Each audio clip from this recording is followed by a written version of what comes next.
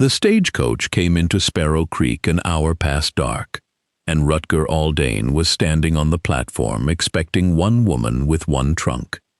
He got one woman with 3 children, and a trunk roped shut with baling wire, and for the length of a single terrible breath, before he could stop it, the words came out of him where anyone standing near the depot could hear them. I never asked for a widow with 3 children. He would spend the rest of his life wishing he could reach back into that breath and swallow the sentence whole. Saranna Wickliffe, 33 years old, widowed the previous autumn when her husband Halbert died peacefully in his sleep after a long lung fever, heard every word of it. She had crossed 4 counties on the strength of a newspaper advertisement. Capable housekeeper wanted, fair wages, respectable situation, and she had not written, in her single careful letter of reply, that she was bringing along her son Emmerich, 10 years old and solemn as a deacon, her daughter Marisol, 7, who had not stopped talking since Missouri, and her youngest, Winnow, not yet 2, asleep against her shoulder with her thumb in her mouth. Saranna had not written it because she was afraid of exactly this, and here it was, said out loud on a train platform in front of strangers. She did not cry. She had promised herself in Missouri that she would not cry in front of these children again, not for debts, not for grief, not for a rancher's ill-considered mouth. She simply turned, gathered Winnow higher against her hip, took Emmerich's hand, and told Marisol to mind the trunk strap, and walk toward the boarding house across the frozen street, with her spine as straight as a fence rail. She had her hand on the boarding house door when a shadow fell across it, and she looked up to find Rutger Aldane blocking it with his own body, hat off, breathing hard from the run across the street. "Ma'am," he said, "please don't go in there yet." "Mr. Aldane, you have made your feelings on the matter entirely clear." "I have made a fool of myself, is what I've made clear." He was 46 years old, weathered the way cottonwood fence posts get weathered, and he looked in that moment considerably younger and considerably more ashamed than a man his age had any business looking. "That was not, ma'am, that was not what I meant to say, and it surely wasn't meant for your children to hear it, nor you. They heard it.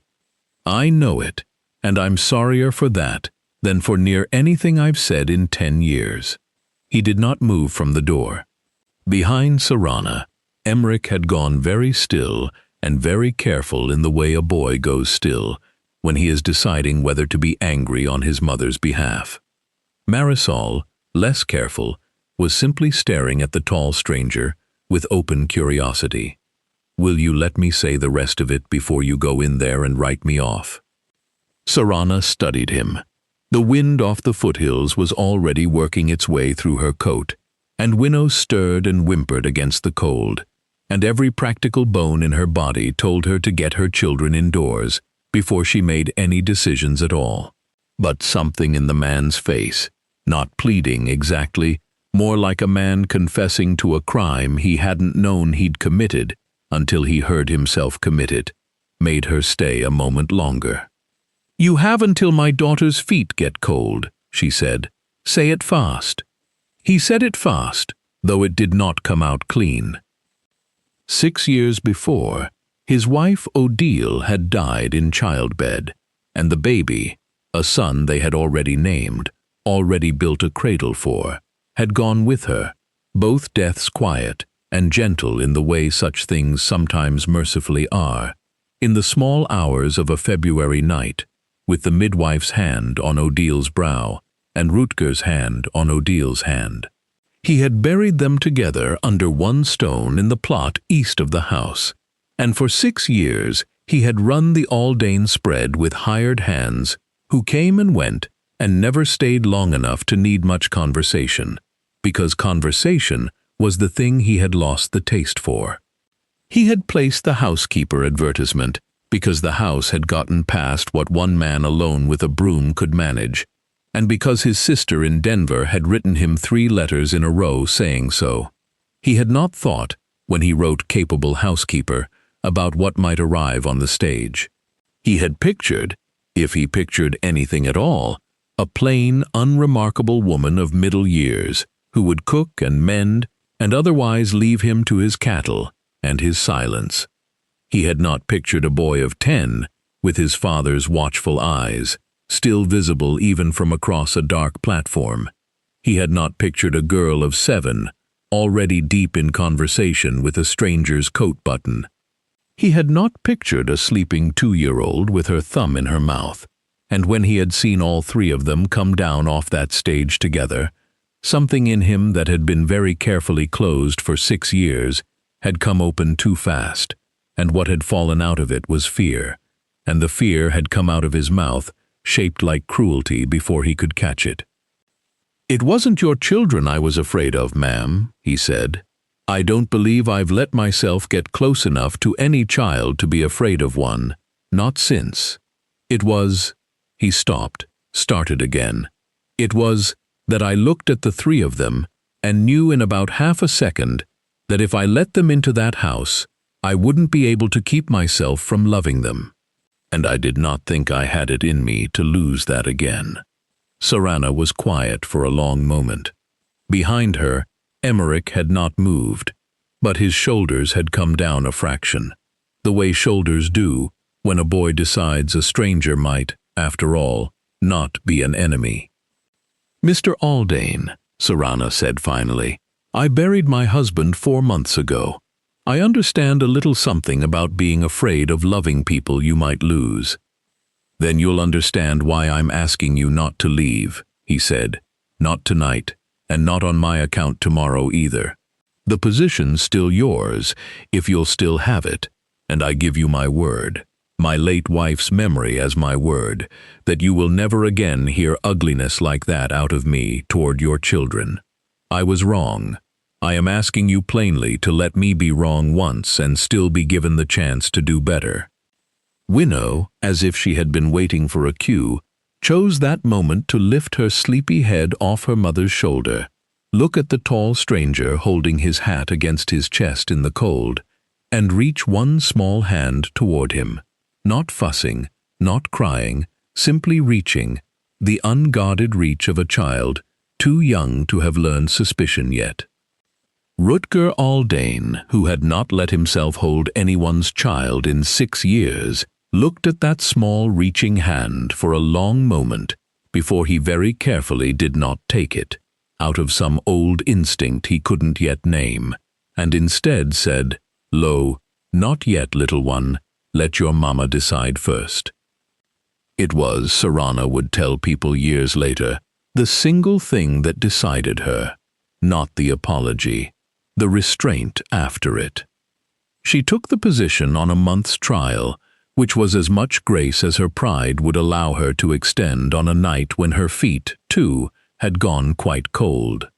The house Rutger Aldane brought them to was large and clean, and entirely too quiet. A house that had been kept but never lived in, not really, not for 6 years. And within 2 weeks, it had stopped being quiet at all. Marisol sang while she helped shell peas. Emmerich, it turned out, had a genuine gift with horses and was soon spending every spare hour at the corral fence. And by the 2nd week, Rutger had started spending that hour there too, not teaching so much as simply standing near, the 2 of them saying little and somehow saying everything.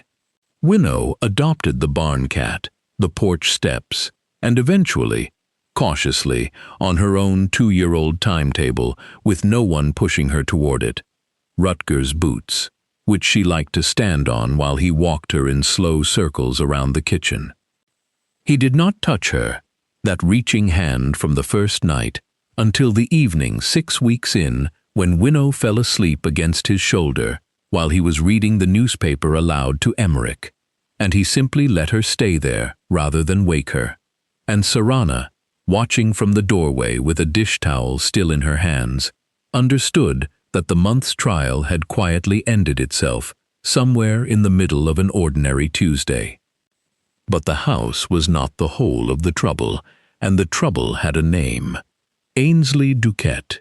Duquette, 58 years old, was the land agent who held the note on the Wickliffe homestead back in Missouri, a debt Halbert had signed to cover a bad winter, never dreaming he wouldn't live to pay it off. Duquette had followed the paperwork west when he learned the widow had relocated, sniffing an opportunity. The Wickliffe parcel sat on creek frontage. A rail spur was rumored to want, and a widow 4 counties from home, with 3 children and no funds, was, in Duquette's long experience of such matters, a woman with very little leverage to refuse a bad offer. He arrived at Sparrow Creek in March, with the note in his coat pocket and a proposal in his mouth. Sign the deed over to him at a fraction of its worth, or he would call the debt due in full within 30 days, a sum Saranna could not possibly raise. "You have children to feed, Mrs. Wickliffe," he said to her on the boarding house porch, not unkindly, exactly, but with the flat certainty of a man who had made this speech before and always won it.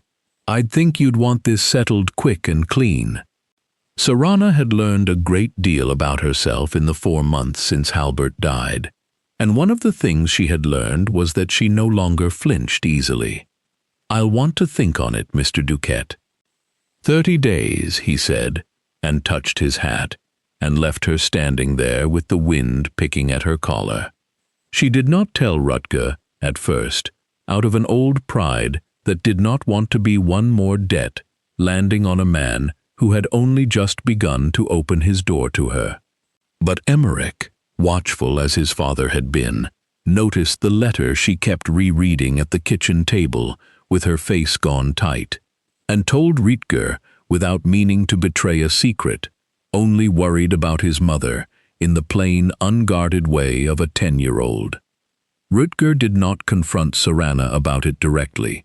He simply rode into town the next morning and had a long, quiet conversation with the county clerk about exactly what 30 days meant under Colorado territory law, and a second, longer conversation with his own banker about the state of the Aldane accounts, and came home saying nothing at all except that supper smelled good.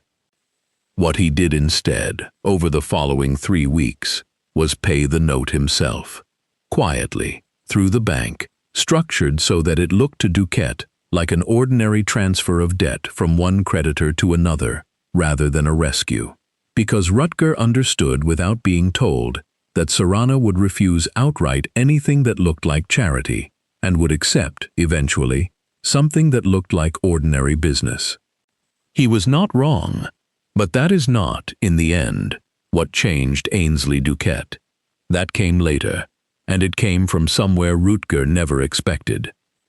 The last hard blizzard of the season came down out of the mountains in the first week of April, 3 days after Duquette, his scheme frustrated by a debt that had inconveniently changed hands, had ridden out toward the rail survey camp to salvage what he could of his commission.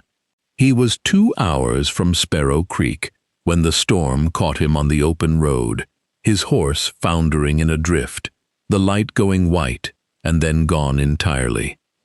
It was Emmerich who found him, not by design, but because the boy had gone out to bring in the last of the stock before the worst of it hit, and had stumbled, half blind in the snow, onto a horse, standing riderless and shaking, and then onto Duquette himself, collapsed against a fence line not 40 yards from the Aldane property, half frozen and past calling out. A 10-year-old boy alone could not have carried a grown man to safety, and Emmerich did not try. He did the only sensible thing. He got the horse's reins, got his own coat off and over Duquette's chest, and ran the rest of the way to the house, shouting for Rutger, with everything his lungs had in them. They brought Duquette in on a sledge dragged behind 2 horses, half frozen, murmuring things that made no sense, and Saranna, who 4 months earlier had nursed her own husband through his final illness and knew exactly what to do with blankets and broth and a low fire, sat up with him 3 nights running while the fever worked its way out of him, with Marisol quietly bringing fresh water and Emmerich, unasked, sitting a respectful distance away simply so the man would not wake alone. Duquette came to himself on the fourth morning to find the widow he had come west to dispossess spooning broth into him with the same steady hand she'd have used on her own family, and the boy who had found him half buried in a drift, asleep in a chair by the door, worn out from 3 nights of watching. He did not say much about it that first day or the second, but on the third day, sitting up at last, he asked Saranna, in a voice gone unexpectedly rough, why she had done it. Nursed a man who'd come to take her home out from under her. "Because you were dying in the snow, Mr. Duquette," she said simply. "The other matter can wait for you to be well enough to answer for it." He was quiet a long time after that. When he finally spoke again, it was to tell her, haltingly, as though the words had gone stiff from disuse, about a son he'd once had, years back in Ohio, a boy who'd wanted nothing in the world so much as a ranch of his own, and who had died young, of a fever much like the one Duquette himself had just survived, before he'd gotten the chance. Duquette had gone into land dealing not long after, he admitted, and had told himself for years that a debt was a debt, and a note was a note, and nothing more, because it was easier that way than remembering what it had felt like to sit up 3 nights running at a boy's bedside and lose the fight anyway. He never apologized to the room, never made any grand public confession. What he did instead, once he was strong enough to ride, was write a single letter to his office in Denver, instructing them to close the Wickliffe file permanently and mark the account settled in full, though by then the debt had already passed to Rutger. And what he did after that was quieter still. He began, without announcement, extending the same easy terms to 2 other widowed families along the rail survey route that he'd once have squeezed without a second thought. Saranna never told anyone what it had cost him to say what he'd said about his son, and Duquette never asked her to keep it secret. Some kindnesses simply understand themselves to be private. Rutger Aldane and Saranna Wickliffe were married the following June, on the porch of the house that had once been too quiet to hold 3 children and now could not hold them still for a photograph. Emmerich, 12 by then, stood beside Rutger holding the reins of the colt Rutger had let him name, and gentle himself. Marisol scattered wildflowers with the enthusiasm of a girl who had never once in her life been told to slow down. Winnow, 3 years old and steady on her feet now, walked the whole aisle herself, refusing every offered hand, and reached the front exactly where she meant to. Ainsley Duquette, invited and somewhat to his own surprise glad to have come, stood as a witness and gave a short, awkward, entirely sincere toast about second chances and open doors. The door itself, the boarding house door Rutger had once blocked with his own body on the coldest night of that family's life, stayed, ever after, propped permanently open in the Aldanes' new porch entryway, more habit than symbol at first, until it became both. Neighbors came to know it as a standing invitation. Nobody in Sparrow Creek ever again had to wonder whether they'd be turned away at the Aldane place. Years afterward, when Winnow was grown and told the story herself, she liked to say that her stepfather had once said the wrong thing on a dark platform and spent the rest of his life saying the right thing instead, one open door at a time. "He was sorry before I even knew what sorry meant," she'd say, and then he just kept being sorry. In the useful way, the way that shows up every morning and never stops holding the door.